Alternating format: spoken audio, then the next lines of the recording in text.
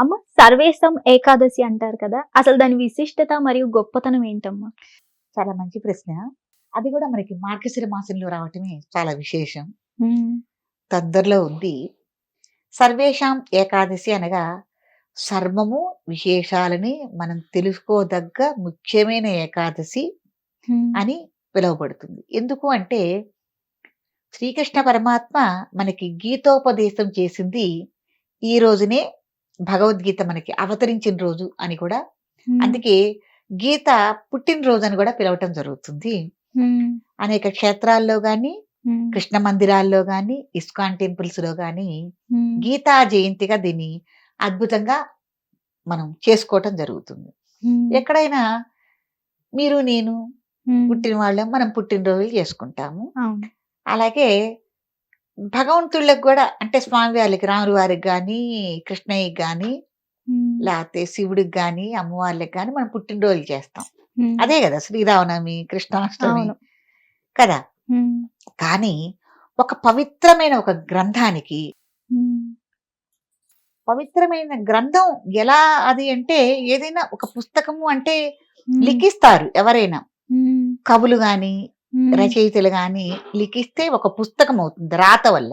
హ్మ్. కానీ ఒకళ్ళకి ఒకళ్ళు ఉపదేశించింది. అంటే హ్మ్. సాక్షాత్తు శ్రీకృష్ణ పరమాత్మ హ్మ్. మహాభారత యుద్ధ టైంలో హ్మ్. అర్జునుడికి డైరెక్ట్‌గా హ్మ్. ఒక మంచి కొన్ని మాటలు జెప్పారు. ఆయన యుద్ధం గురించి అర్జునుడు భయపడుతూ ఉంటే, హ్మ్. "అర్జునా నువ్వు యుద్ధం గురించి భయపడొద్దు" హ్మ్.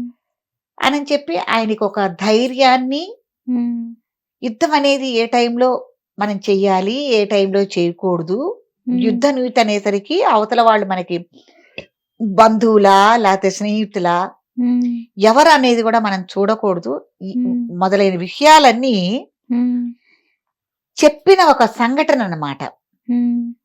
సంఘటనని ఎవరు విన్నారు?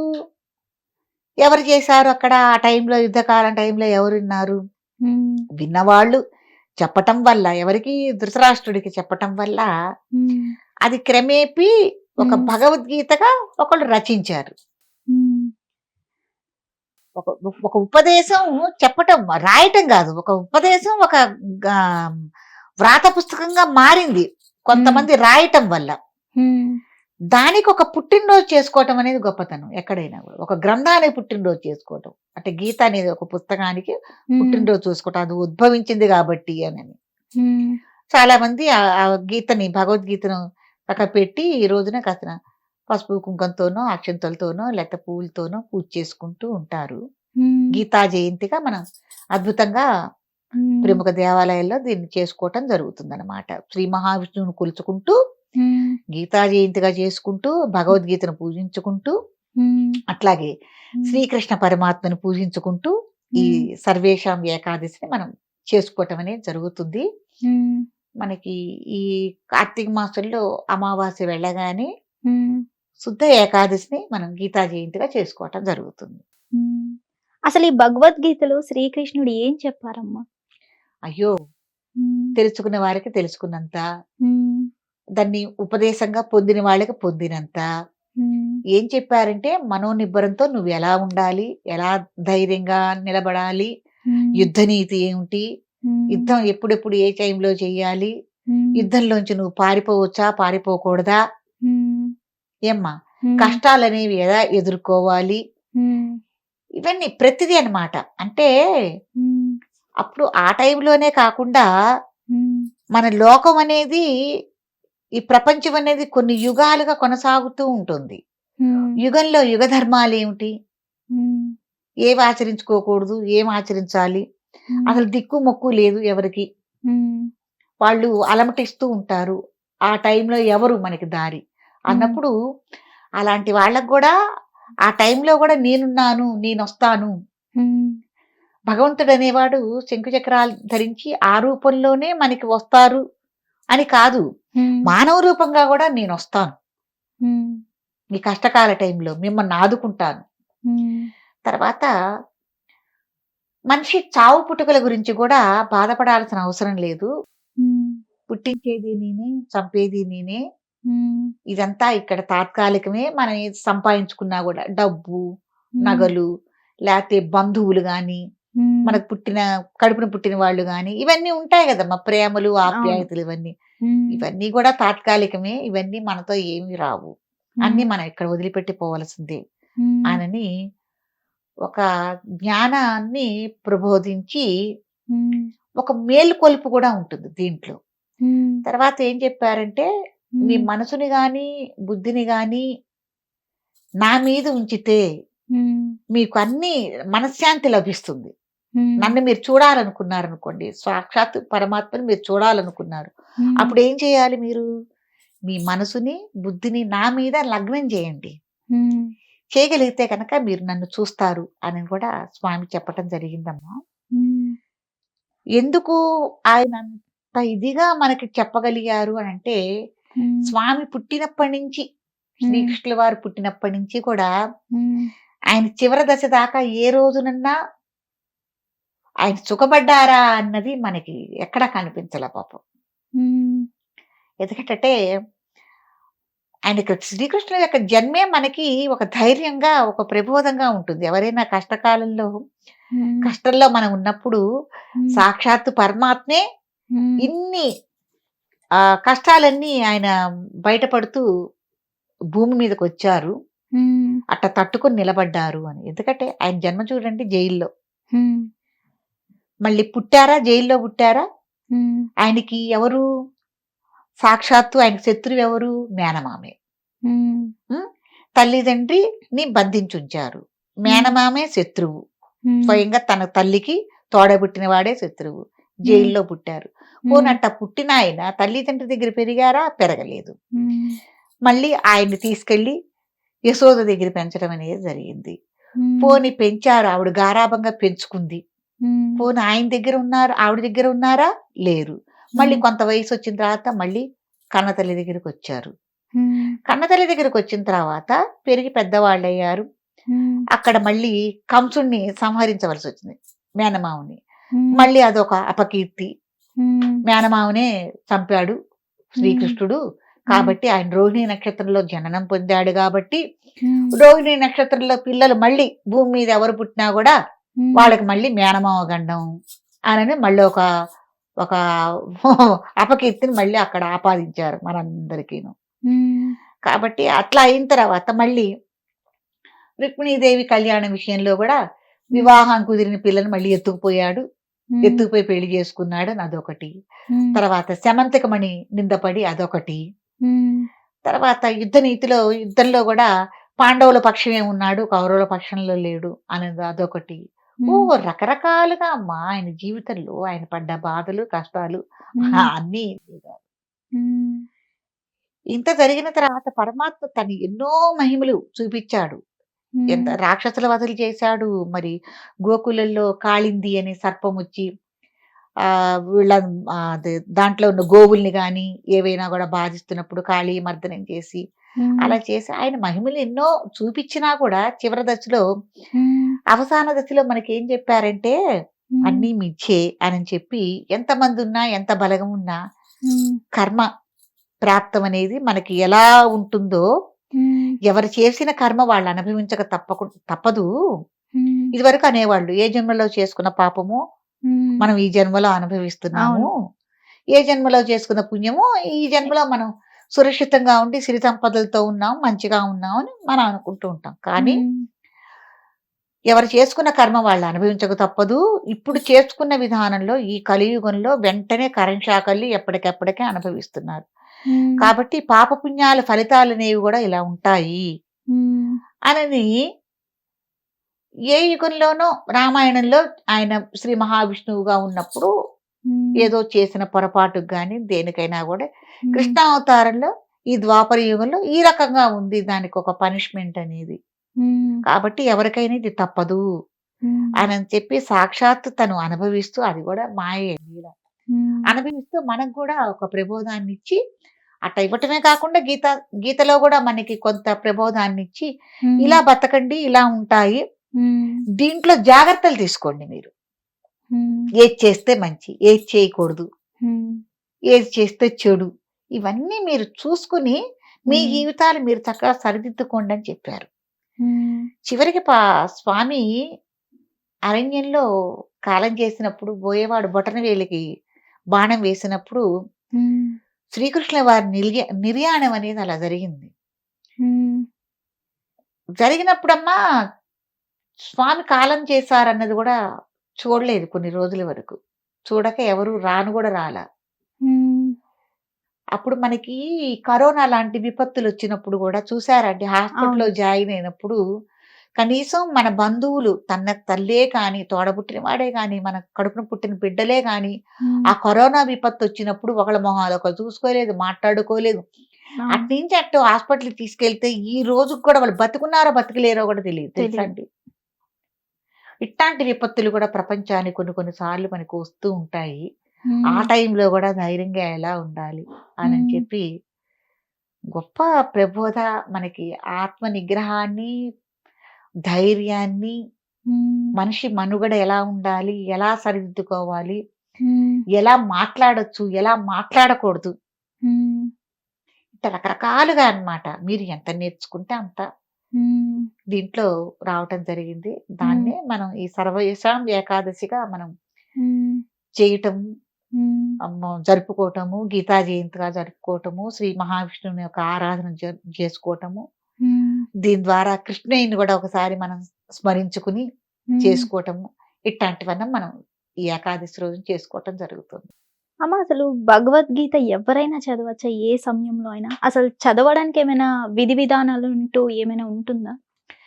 విధి విధానాలు అంటే ఏ పవిత్ర గ్రంథమైనా సరేనమ్మా. శుచిగా, శుభ్రంగా చక్కగా కాళ్ళు, చేతులు కలుక్కొని హ్మ్. చక్కగా చదువుకోవటం అనేది మంచి పద్ధతి. హ్మ్. ఏ మంచి గ్రంథం రామాయణం, హ్మ్. అష్టాదశ శక్తి పురాణాలు గాని ఏవైనా సరే శుచి, శుభ్రంగా హ్మ్. చక్కగా పవిత్రంగా ఉన్నప్పుడు మనం చదువుకోవటమే మంచి పద్ధతి. అట్టాంటిదే భగవద్గీత గూడా. హ్మ్. భగవద్గీత హ్మ్. ఊరికే బట్టి పెట్టి చదవటం కన్నా, హ్మ్. ఆ చదివిన దాన్ని మనసుకి, మెదడుకి ఎక్కించుకోవటం అనేది గొప్పతనం. అవును. దాంట్లో సారాంశం ఏంటి?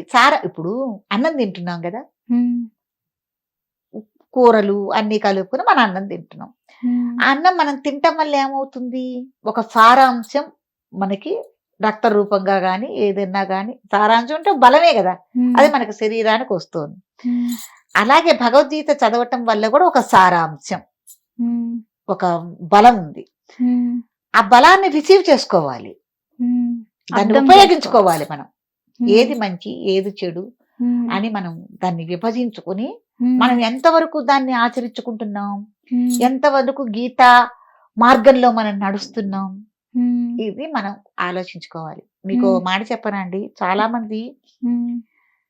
గీత చదువుతూ, గీత యొక్క పురాణాలు చెప్తూ, గీత గురించి అనేక చోట్ల గీతా పారాయణాలు చేసి, దాని మీద బహుమతులు తెచ్చుకున్న వాళ్ళు గూడా హ్మ్. గీతా యొక్క మార్గంలో నడుస్తున్నారా? హ్మ్. నడుస్తున్నారా? లేదు కదా! లేదు. మామూలు మానవుల్లాగానే ఉంటున్నారు గానీ, అవును. వీళ్ళ మీద గీత యొక్క ప్రభావం ఉంది. వీళ్ళు హ్మ్. నిజంగా భగవద్గీత చదువుకున్న భక్తులు అనేది ఉన్నదా? లేదా? అది నేనేది. హ్మ్. భక్తి మార్గం అండి గీత. హ్మ్. జ్ఞానయోగం. భక్తి హ్మ్. మార్గం. కాబట్టి దీన్ని మనకు మనం ఆలోచించుకొని ఎట్లా నడుచుకుంటున్నాం నడుచుకోవాలి. చాలా హ్మ్. మంచి గొప్పదమ్మా. హ్మ్. అసలు నేను ఫస్ట్ సారి గీత గురించి చెప్పినప్పుడైతే నాకసలు కన్నీళ్ళు ఆగల. హ్మ్. నాకు ఎప్పుడు చెప్పినా గూడా నాకు కళ్ళు చెమరుస్తూనే ఉంటాయి. అంత హ్మ్. గొప్పది. హ్మ్. మనసులోంచి రావాల్సిన ఒక భావోద్వేగం, హ్మ్. ఒక మంచి పవిత్రత అనేది మనసుకి హ్మ్. రావాలి. హ్మ్. ఏవైనా మనలో మలినాలున్నాయి, హ్మ్. మనం ఇంకా ఏదైనా శుభ్రంగా కడుక్కోవాలి అనుకున్న వాళ్ళు హ్మ్. గీత సారాంశాన్ని నేర్చుకుని, అది మనసుకి, మెదడుకి ఎక్కించుకొని, హ్మ్. చక్కగా మలినాలేమన్నా ఉంటే కడుక్కునే ప్రయత్నం మనం చేయాలి. హ్మ్. ఇంకో గొప్పగా మారాలి. హ్మ్. గీత గొప్పదమ్మా. అణువంతైనా మనం మారగలిగితే హ్మ్. కఠినంగా మాట్లాడకూడదు. ఎవరిని దుర్భాషలాడకూడదు. ఎవరిని నిందించకూడదు. ఎవరిని తప్పు పట్టకూడదు. హ్మ్. మన ధర్మాధర్మాలేమున్నాయో అవి చూసుకోవాలి. హ్మ్. పాపపుణ్యాలేంటి? హ్మ్. ఇవి కూడా మనం చూసుకోవాలి. హ్మ్. ఇదే ఏదన్నా విపత్తు కాలం వచ్చి ఎవరి మీదకైనా మనం ఒకవేళ యుద్ధానికెళ్ళాలన్నా గూడా ఏ హ్మ్. టైంలో మనం వెళ్ళొచ్చు. ఇప్పుడు హ్మ్. ఆహ్, ఒక చెంప కొడితే ఇంకో చెంప చూపించమని గాంధీజీ చెప్పారు. కాదు, కాదు, కాదు. ఆ నీతి కాదు. ఆ నీతి చెప్పలే. అదే నేను చెప్తున్నా భగవద్గీతలో. నువ్వు అట్ట ఊరుకోకు సుమా. హ్మ్. ఎదురు తిరిగానే చెప్పారు. హ్మ్. అది చాలా తప్పు విషయము. ఒక చెంప కొడితే ఇంకో చెంప చూపించడం ఏంటి? ఎందుకు చూపించాలసలు? తిరిగి వాళ్ళెవరండి ఒక కొట్టాలంటారా? చెంప మీద మన్ను కొట్టడానికి? కదా! హ్మ్. కాబట్టి యుద్ధ నీతులనేవి ఉన్నాయి. ఎప్పుడెళ్ళాలి మనం హ్మ్. వివాదానికి? ఎప్పుడు పోట్లాటకెళ్ళాలి? ఎప్పుడు వెళ్ళకూడదు? హ్మ్. ఎలా వెళ్ళాలి సామరస్యంగా? ఇందులో కూడా హ్మ్. మనకి దూతలుగా శ్రీకృష్ణ పరమాత్మే సాక్షాత్తు హ్మ్. దూతగా వెళ్లారు మధ్యవర్తిగా. హ్మ్. ఏంటి వీళ్ళకి ఒక సంధి కూర్చటానికనేది. హ్మ్. ఇట్లా సంధి మార్గంలో కూడా మనం ఇట్ట మాట్లాడుకోవచ్చు. యుద్ధమే చేయాల్సిన అవసరం లేదు. హ్మ్. సంధి మార్గాలు కూడా ఉంటాయి పెద్ద మనుషుల సమక్షంలో కూడా. హ్మ్. కాబట్టి ప్రతిదానికి పోట్లాట, తగాదేల మార్గం కాదు. హ్మ్. యుద్ధమే మార్గం కాదు. శాంతియుతంగా కూడా కొన్ని కార్యక్రమాలు మనం చేసుకోవచ్చు హ్మ్. అననేవి మనుషుల మధ్య ప్రేమల ఆప్యాయతలు కూడా ఎలాంటివని కూడా తెలియజేస్తుంది. కాబట్టి హ్మ్. చాలా మంచిదమ్మా. తెలుసుకున్న వారికి తెలుసుకున్నంత. ఎంత తెలుసుకోగలం మనం. ప్రత్యేకించి సమయం ఏదైనా ఉంటుందమ్మా ఈ గీత చదవడానికి? ఎప్పుడైతే మీరు ప్రశాంతంగా హాయిగా ఉన్నారో హ్మ్. అప్పుడు చదువుకోవచ్చు. హ్మ్. అప్పుడు మీకు ఎక్కుతుంది. ఇంకోటేంటంటే హ్మ్. మీరు ఎప్పుడైతే ప్రశాంతంగా లేరో, హ్మ్.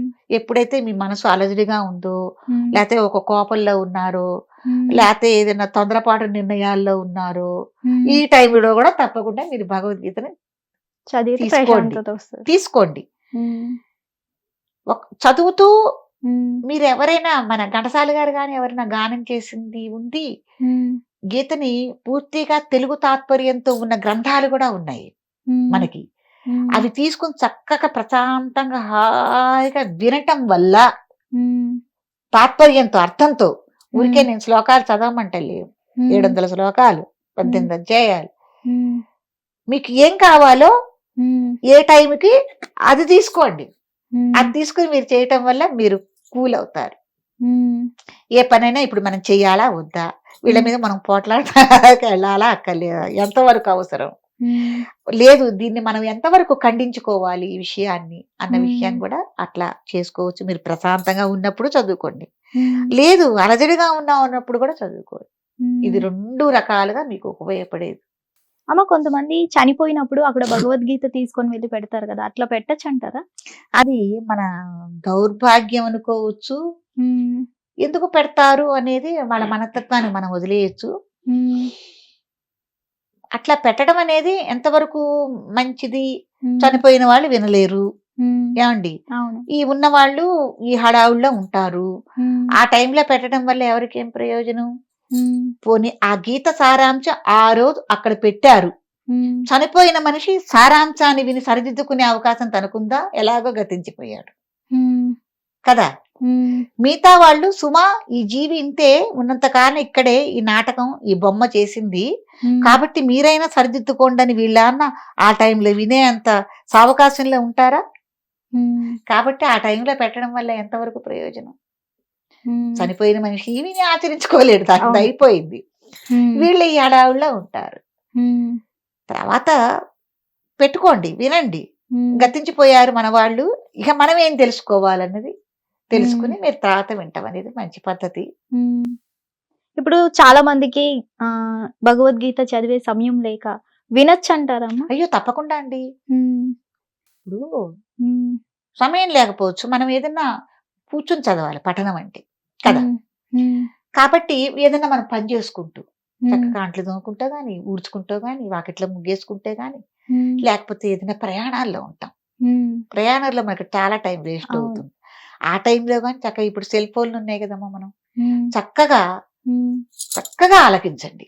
హ్మ్. అప్పుడు మనకి ఎక్కుతుంది. గుండెల నుంచి మెదడుకెక్కుతుంది. ఏదైనా మీకు మెదడుకెక్కితేనే కదా! అవును. మీకు ఆ హ్మ్. శరీరంలో ఒక భాగం అయిపోతుందప్పుడు.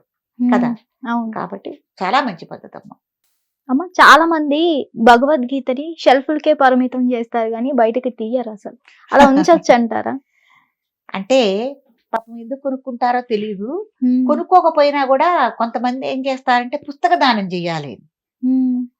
ఎవరిపోయినా చనిపోయినప్పుడు వాళ్ళ జ్ఞాపకార్థం గాని, హ్మ్. లేకపోతే ఏదన్నా ఫంక్షన్‌ల సందర్భంలో గాని, ఎవరైనా రిటైర్మెంట్ టైంలో గాని, హ్మ్. ఇట్లా భగవద్గీతని మనకి పుస్తక దానంగా ఇచ్చేవాళ్ళుంటారు. హ్మ్. ఇచ్చినప్పుడు వాళ్ళు ఏం చేస్తారంటే వాళ్ళు ఇస్తారు, వీళ్ళు పుచ్చుకుంటారు, తీసుకొస్తారు, షెల్ఫ్‌లో పడేస్తారు. హ్మ్. హడావుడి జీవితంలో దాని విలువ తెలిసి గాని, తెలియకపో గాని షెల్ఫ్‌లకే పరిమితమైన ఇళ్ళు చాలా ఉన్నాయి. హ్మ్. కానీ నేను చెప్తాను, హ్మ్. అట్లాంటప్పుడు నేనంటాను భగవద్గీతను అట్లా హ్మ్. మీరు దానంగా గాని, ఏదైనా మీరు సందర్భాన్ని అనుసరించి ఇవ్వటం అనేది తప్పు. దాని విలువ, హ్మ్. దాని యొక్క గౌరవాన్ని తెలిసిన వాళ్ళకే ఇవ్వాలి. హ్మ్. లేకపోతే షెల్ఫ్‌లకే పరిమితమై ఉంటుంది కదా! అవును. కాబట్టి భగవద్గీత అనేది ఎప్పుడైనా కూడా హ్మ్. మీకు అంతగా వీలు కాని పరిస్థితుల్లో చక్కగా మీ పూజా మందిరంలో మీకు ఒక పూజ గది ఉండని, లేకపోతే గూడుండని, ఏదన్నా ఉండని. హ్మ్. చక్కగా ఒక ప్లేట్ లాంటిది ఏర్పాటు చేసుకొని, హ్మ్. పవిత్ర గ్రంథంగా, హ్మ్. తర్వాత మనం పుస్తకం చదువుకోవటానికి ఒక పీట అనేది ఉంటుంది. హ్మ్. ఒక ప్లేట్‌లో పెట్టుకొని, ఆ పీట మీద గ్రంథంగా పెట్టి, హ్మ్. దాన్ని కనీసం వారానికోసారన్నా గుడ్డపెట్టి తుడిచే అలవాటన్నా మనం చేసుకోవాలి. హ్మ్. మీకు ఒక విషయం చెప్తానండి. ఏదన్నా ఒక పరిస్థితి మనకొచ్చినప్పుడు కళ్ళు మూసుకొని భగవద్గీతలో ఒక పేజీ తీస్తే మీకు సంబంధించిందే వస్తుంది. హ్మ్. కదా! అవును. కాబట్టి ఎవరైనా కూడా షెల్ఫ్‌లకట్ట మీరు పరిమితం చేసి ఉంచొద్దు. హ్మ్. అది చాలా తప్పు విషయం. హ్మ్. మీరు భగవద్గీత ఎవరైనా ఇచ్చినప్పుడు గూడా మీకు అట్టాంటి ఉద్దేశ్యం లేని వాళ్ళు దయచేసి పుస్తకం తీసుకోవద్దు. హ్మ్. ఇచ్చేవాళ్ళు గూడా ఇవ్వవద్దు. హ్మ్. నేనిదే చెప్తాను. హ్మ్. ఇవ్వద్దు. ఇచ్చేవాళ్ళు ఏదన్నా ఉంటే దాని గొప్పతనం హ్మ్. ఒకసారి చిన్న మీటింగల్లే పెట్టి హ్మ్. భగవద్గీత యొక్క గొప్పతనం ఇప్పుడు మనం ఎట్లా చెప్పుకుంటున్నామో హ్మ్. దాని గొప్పతనం చెప్పుకొని ఇవ్వండి. హ్మ్. అప్పుడు వాళ్ళకి తెలుస్తుంది దాని యొక్క విలువ. అమ్మ, భగవద్గీత చాలా ప్రత్యేకమైంది కదా! పుస్తక దానంలో భగవద్గీత ఇవ్వచ్చంటారా అయ్యో! అసలు? తప్పకుండా అమ్మా. హ్మ్. పుస్తక దానంలో అసలు అది పురాణాలున్నాయి. పురాణాలు, పుస్తకాలు. ఏదన్నా పుస్తక రూపంలో లేపోతే ఎట్లా వస్తుంది? హ్మ్. పుస్తకాలు ఇప్పుడు రామాయణ, భారతాలు గాని, ఇతిహాసాలు గాని, ఉపనిషత్తులు గాని హ్మ్. ఇన్నున్నాయి. హ్మ్. ఏదైనా పుస్తక రూపంలో ఉంటేనే గదా! హ్మ్. మనం పుస్తక దానం అనేది చేయటానికి. దాంట్లో భగవద్గీత ఇవ్వటంలో తప్పేం లేదు. హ్మ్. తప్పకుండా ఇవ్వచ్చు. అంటే కొన్ని వస్తువులు ప్రత్యేకమైనవి ఇవ్వకూడదు అంటారు గదా! అట్లా కాదండి. హ్మ్. అట్లా అనుకున్నప్పుడు మనం అన్ని దానాలు చేసుకోవచ్చు. అన్నీ చేసుకుంటాం గదా! బంగారం, వెండి హ్మ్. అన్నీ చేసుకుంటాం. ఒక ఇనుము చేయం తప్ప హ్మ్. అన్నీ చేస్తాం కదా! హ్మ్. ఇవ్వని దానాల్లో ఏదన్నా ఉందంటే అదేంటి ఇనుమే. హ్మ్. అది కూడా శనికి సంబంధించిన వాటిల్లో కొంతమంది తీసుకునేవాళ్ళున్నారు. చెప్తున్నా మాట వరుసకి. హ్మ్. కాబట్టి ఇచ్చేవాళ్ళు గాని, తీసుకునేవాళ్ళు గాని దాని యొక్క యోగ్యత, సుకృతం అది హ్మ్. ఎంత పవిత్రమైందో ఆలోచించుకుని చేయటం అనేది మంచి పద్ధతి. ఓకే. ధన్యవాదాలు. హిట్ టీవీ యాప్ ఇందులో short news, live news, entertainment shows, movies, digital magazines తో పాటు మీ జిల్లా వార్తలను కూడా ఫ్రీగా చూడొచ్చు. ఇంకెందుకు ఆలస్యం? వెంటనే హిట్ టీవీ యాప్ ని డౌన్లోడ్ చేసుకుని ఫ్రీగా ఎంటర్టైన్మెంట్ పొందండి. Hit TV app. Hit TV app. Hit TV యాప్ని ఫ్రీగా డౌన్లోడ్ చేసుకొని ఎంజాయ్ చేయండి. మీకు నచ్చిన ఎంటర్టైన్మెంట్ కోసం హిట్ టీవీ యాప్ ని ఫ్రీగా డౌన్లోడ్ చేసుకుని ఎంజాయ్ చేయండి. హిట్ టీవీ యాప్ని డౌన్లోడ్ చేసుకుని ఆస్వాదించండి, ఆశీర్వదించండి. ఇంతమంది సెలబ్రిటీలు హిట్ టీవీ యాప్ ని డౌన్లోడ్ చేసుకోండి అని చెప్తున్నారంటే ఎంత మంచి యాప్ ఆలోచించండి. అమెరికా అమెరికా అమెరికా అమెరికాలో చదవాలనుకునే వాళ్ళకి విశ్వసనీయమైన పేరు మన శౌర్య consultancy. UK Law 1 Year Masters. UK Law 1 Year Masters. 2 years work permit up to 5 years visa. Contact Saurya Consultancy. Contact 89851 89851.